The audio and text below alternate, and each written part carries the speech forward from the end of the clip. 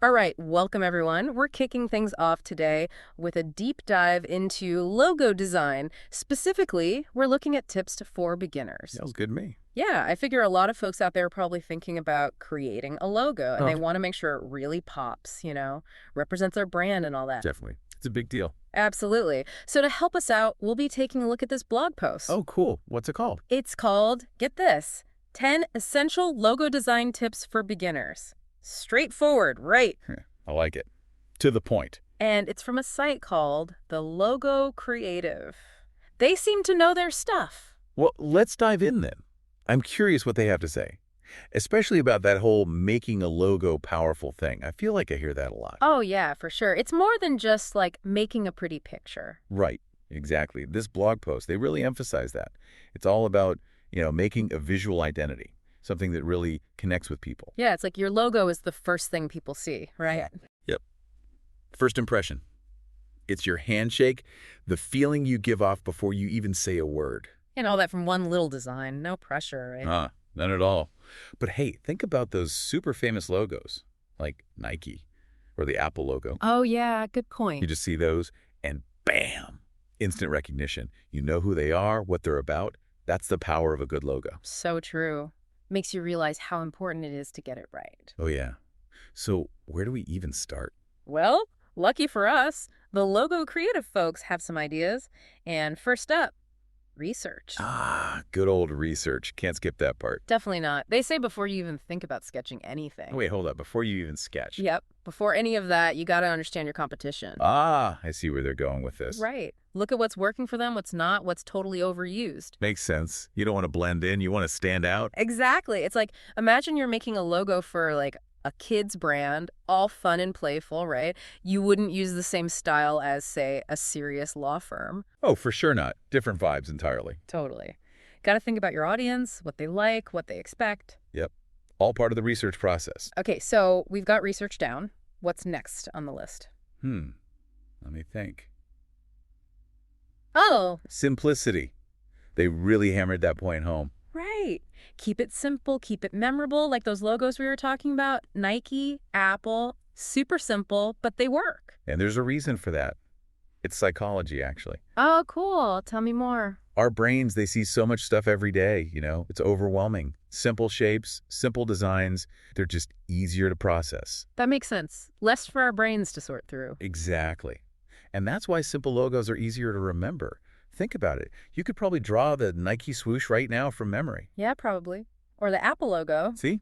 It sticks with you, and that's what you want. Makes a lot of sense. So simple designs are more memorable. Plus, they work well at small sizes, too. Oh, true. Which is super important because your logo is going to be everywhere, right? Oh, yeah. Business cards, websites, maybe even billboards someday. Which, speaking of, brings us to something a lot of people forget. Scalability. Scalability. Okay, I'm listening. Your logo needs to look good, whether it's teeny tiny or UGE. Right, of course. Can't have it looking all blurry if it's blown up big. Exactly. So that's why this blog post, they emphasize using vector-based design. Vector-based. Now, there's a term I'm not super familiar with. Yeah, it's a little technical, but basically it means you're creating your logo using math equations instead of pixels. Math equations. Sounds complicated. It's actually not that bad once you get the hang of it. And the good news is there's software that does the heavy lifting for you. Phew, that's a relief. Yeah. But why is this vector stuff so important? Okay, so think about it like this. You know how if you try to make a photo bigger, it gets all pixelated and blurry? Yeah, I've definitely done that before. Not a good look. Right. But with vector graphics, it doesn't matter how much you resize it, it always stays crisp and clear. Wow, that's amazing. So if I want my logo to look sharp everywhere, I need to make sure it's designed as a vector. Exactly. It's a must for beginners. Trust me, it'll save you a lot of headaches down the line. So we've got research, simplicity, and scalability. What else is there? Well, this blog post dives into color next. Color. Now we're talking my language. I know, right? Color is so important for setting the mood, the feeling of a brand. It's true. Think about it. Different brands use color to make you feel a certain way. It's called color psychology. Color psychology, I've heard of that, but never really thought about it in terms of logos. So, like, what are some examples? Okay, so think about Facebook. Blue, calming. Right, exactly. Blue often makes people think of trust and reliability. Makes sense for a social media platform, right? Yeah, definitely. It's like, hey, we're a safe space to connect. Right. And then you've got Coca-Cola, that bright red. Oh yeah, that red is iconic. Red is all about energy, excitement, even a sense of urgency, like, gotta have a Coke right now. Ah, so true. So when you're picking colors for your logo, you're really trying to make people feel something specific. Exactly. It's not just about what looks good. It's about what message you want to send. Wow, there's so much more to color than I realized. Oh, for sure. There's a whole world of color theory out there. We could probably do a whole deep dive on just that. But I think for now, the main takeaway is this. What's that? When you're choosing colors for your logo, really think about the emotions you want to convey. Ask yourself, what feeling best represents my brand? And then go from there. That's great advice. Really gets you thinking. Okay, so we've got research, simplicity, scalability, and now color psychology. We're making good progress. We are. But I'm sure there's more to come. Oh yeah, there's definitely more. Logo design, it's a whole journey. Well, I'm ready to keep exploring. Me too. Let's see what other insights this blog post has in store for us. All right, so we've talked color, but what about fonts? They can really change the whole look of a logo too, right? Oh, absolutely. Fonts are huge. Yeah. They can say so much about your brand, even without using any words. Yeah, I see what you mean. Like you wouldn't use a super playful font for something serious, right? Exactly. Think about it. A traditional serif font, like, the ones with those little feet on the letters, Oh, yeah, serif font. those often feel very established, trustworthy, Yeah. perfect for, say, a law firm or a financial institution. Makes sense. Like, hey, we've been around forever. You can trust us with your money. Exactly. But then you've got sans serif fonts. Those are the ones without the little feet, nice and clean. Oh, yeah, sans serif, those feel more modern, right? Exactly. They give off a very sleek, innovative vibe. Perfect for a tech startup or a design agency. So you're saying the font can kind of set the tone for the whole brand. Absolutely. And then there are script fonts. Those can be really elegant, but you got to use them carefully. Oh, yeah, script fonts. Yeah. Fancy. What's the catch with those? Well, they can be hard to read if you're not careful, Yeah. especially at small sizes. Got to keep legibility in mind. Oh, yeah, true. I've seen logos where I'm like, what does that even say? Got to be able to read it. Exactly. No point in having a fancy logo if nobody can figure out what it is. Speaking of things that can make a logo less effective, this article had a whole section about avoiding clichés, Ah, yes, the cliches. We've all seen them. like using a light bulb to represent ideas, Oh, yeah, the light bulb. So overdone. or a globe for international companies. Ah, yes. Please, no more globes. We get it, you're global. Find a more creative way to show it. It's like, come on, people, be more original. There are other ways to get your message across. I know, right? Originality is key. And that's actually a good segue into the next point this article makes. Feedback. Feedback, like getting opinions from other people. Exactly. You're not designing in a vacuum.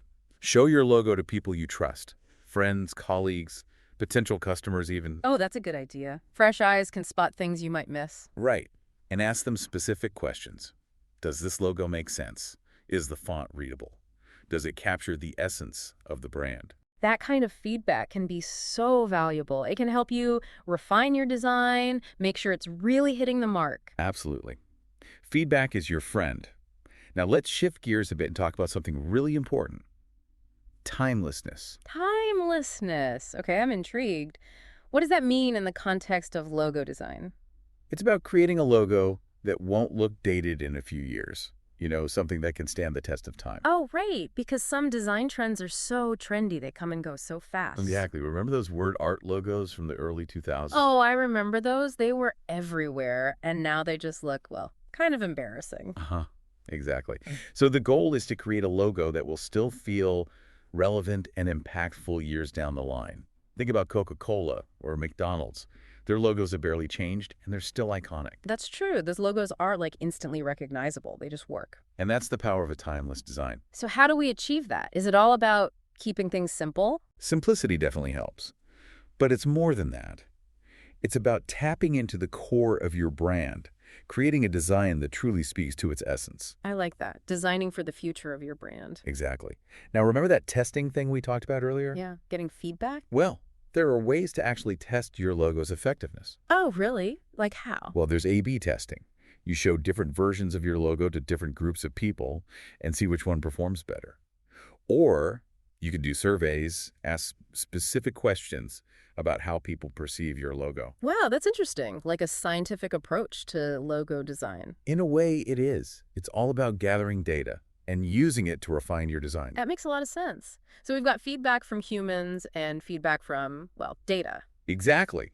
Use all the tools at your disposal to create the best logo possible. Okay, so we've talked a lot about like the theory of logo design, all the things to keep in mind, but I kind of want to see it in action. Yeah, me too. Let's look at some real-world examples. Perfect. Okay, how about we start with a classic, Coca-Cola. Oh, great choice. That logo, it's instantly recognizable, Totally. And it's been around forever. like over a century. Talk about a timeless design. So what do you think makes it work so well for so long? Well, first off, that script font, it just feels like classic and handwritten. Yeah, like something from a different era gives it that heritage feel, I guess. And then the red, that red, so vibrant.